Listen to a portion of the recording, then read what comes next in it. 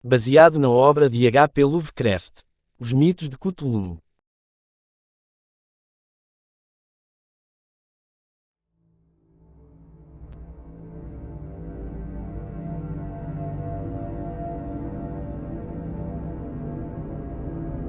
A cidade sem nome.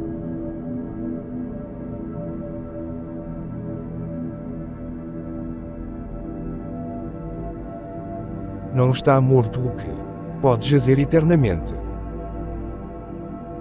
E, para além da eternidade, estranha do espaço e do tempo, até a morte pode morrer. Remota e encrustada em algum lugar do deserto da Arábia, jaz sepultada a cidade sem nome.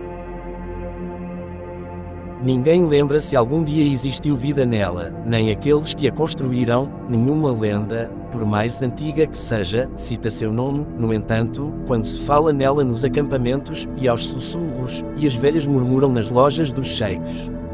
São essas coisas que as tribos nómades evitam sem saber porquê.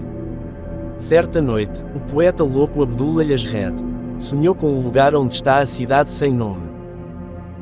No dia seguinte, escreveu em seus terríveis diários inexplicáveis poemas e uma breve descrição da cidade sem nome. Eu demoraria para explicar como esses diários chegaram até mim. Mas esta cidade mencionada em textos raros foi para mim um chamado mais forte que a razão, que me sugeria desistir de tão terrível loucura. Eu a desafiei. E depois de inúmeras peripécias, consegui chegar, montado em meu camelo, às suas ruínas nunca pisadas. Entre os restos de fundações de casas e prédios não encontrei nenhum pormenor que me informasse sobre os homens que os haviam construído, se é que foram homens os responsáveis. Só umas aberturas escuras e obstruídas pela área chamaram a minha atenção. Consegui limpar umas delas e, quando o buraco ficou suficientemente largo, entrei rastejando, munido de uma tocha.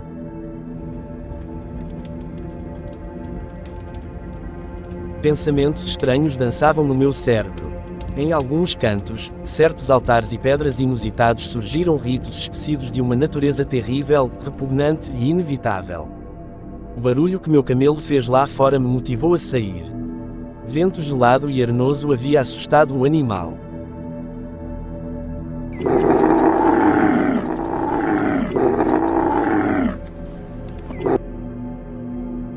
Saí e olhei na direção sul, de onde parecia vir o vento, e avistei um templo muito maior do que aqueles em que havia entrado antes. Do buraco negro que funcionava como passagem escapava o barulho lugante que tinha assustado o meu camelo. Dirigi-me como um alfinete, atraído por um imã. A entrada não estava bloqueada. A força do vento gelado brotava enlouquecida daquela abertura escura e rugia pavorosamente ao espalha-se pelas ruínas fantasmagóricas. Eu estava mais assustado do que posso expressar, mas entrei mesmo assim. A luz da minha tocha me revelou um caminho que condizia a um abismo. Distante, vacilei apenas por um instante antes de começar a descida. O corredor terminava no que parecia um horrível poço encantado, tomando por escuridão e mistério as trevas do abismo sem eco. Esta frase, que tinha lido em um relato de Lord Dunsany, aparecia constantemente em minha memória. O tempo tinha deixado de existir quando os meus pés voltaram a tocar uma superfície plana. Minha tocha se extinguiu depois de um tempo, e então me dei conta de que estava vendo as silhuetas obscuras do corredor graças a uma desconhecida fosforência subterrânea. Vi um muro enorme, coberto por umas caixas de madeira, com a parte da frente de vidro. Aproximei-me de uma delas. Continua a forma mumificada de uma criatura grotesca, cuja monstruosidade extrapolava os mais caóticos sonhos do homem. Continuei avançando por entre as filas de seres que se desdobravam diante de mim. Aquela civilização havia alcançado um nível cultural com que as de Caldeia e Egito, bem posteriores, nem tinham sonhado. Encontrei um mural com estranhos hieróglifos, estreme-se ao pensar que a minha era a única figura humana entre aqueles símbolos de uma vida primordial. Então, eu vi algo que parecia um homem primitivo. Surgia despedaçado no último mural. Das caixas parecia-se desprender Uma antiguidade longínqua, impossível de se calcular. Apesar do meu cansaço, senti uma vontade frenética de olhar para trás. Ao pensar nas criaturas mumificadas, estavam tão perto de mim, senti uma nova onda de terror. Consegui superá-la ao ver uma porta, que me incitou a continuar minha aventura absurda. Eu me aproximei lentamente, e a surpresa me diz Nortio. Em vez de novas câmaras, diante de mim se prolongava um espaço infinito de um clarão misterioso. Uma porta para uma dimensão desconhecida. Então, naquela tumba de antiguidades mortais desde eras incalculáveis, escutei os grunhidos de uma estranha linguagem.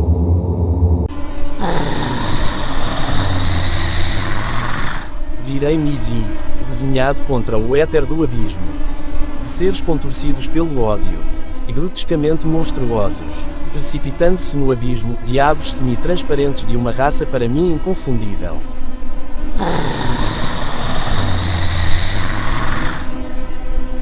Uma horda de pesadelo, as estranhas criaturas das caixas de vidro.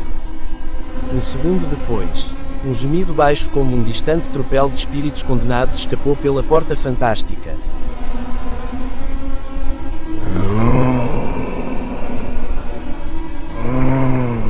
Cada vez mais insano, um ululante e lamentoso vento vindo daquela imensidão abismal me chamava com força, tentando-me arrastar para ela. Joguei-me de bruços e tentei em vão me agarrar ao chão, com um horror imemorial constante que, pouco a pouco, eu deslizava em direção à porta, para o abismo fosforescente que brilhava o malévolo do outro lado. Depois que a última criatura passou, a porta se fechou com um estrondo ensurdecedor de música metálica.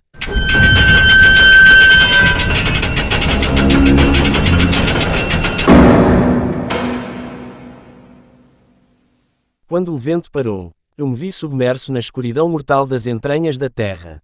Apenas os turvos e pensativos deuses do deserto sabem o que realmente aconteceu. Quais lutas e esforços indescritíveis tive de realizar para voltar à superfície. Que diabo me guiou de novo à vida? Hoje não consigo deixar de estremecer quando o vento noturno sopra.